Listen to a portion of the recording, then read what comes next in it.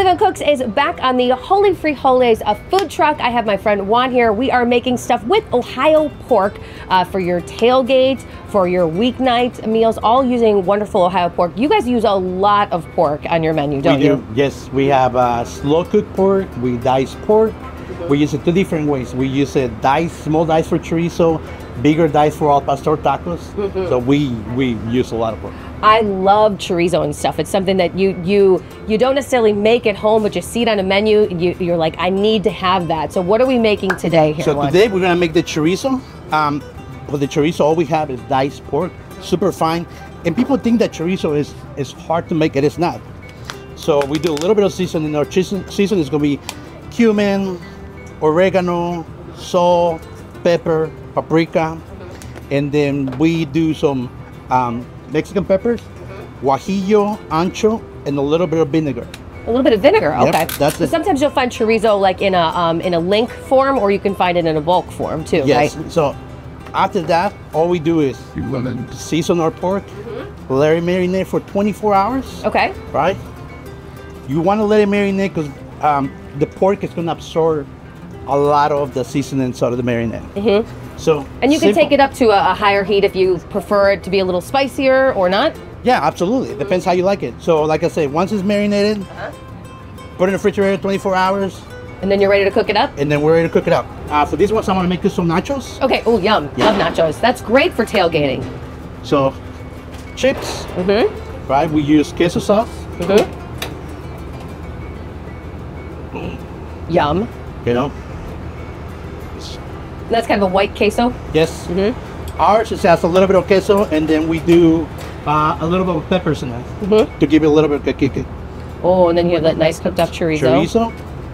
And that gives you the spice without having to have like the jalapenos in it, for instance. Correct. And then we use instead of guacamole, we use an avocado sauce. Yum. All right, it's got the avocados, jalapeno, cilantro, sour cream. Delicious. Pico de gallo. Pico de gallo, onions, tomatoes, cilantro, and that'll be good your to go. nachos for Okay, and that's something you can do a lot of this ahead of time if you're doing like a kind of a build your own nachos at a tailgate, for instance. Absolutely. I mean, you can have a big tray of them and you just throw everything on top. That's the good thing about the nachos, that you can just do basically anything you want. Anything you want. Anything you put on top of it. Do it. It is nachos. You do it. The world is your oyster. All right, I love this. Yum. All right, let me get some of that good chorizo in there.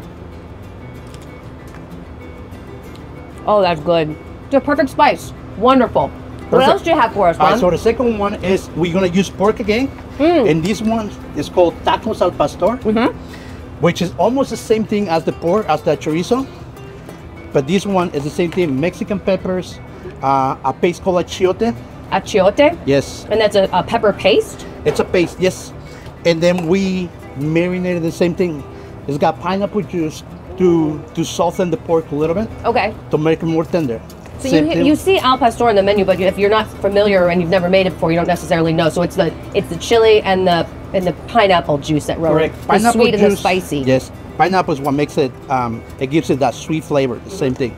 So same thing. I'm going back in for the nachos while you make this. And then we'll let it sit for 24 hours. So that one needs to marinate as well? Marinate for 24 hours. All you need is the marinade or season. No, the marinade.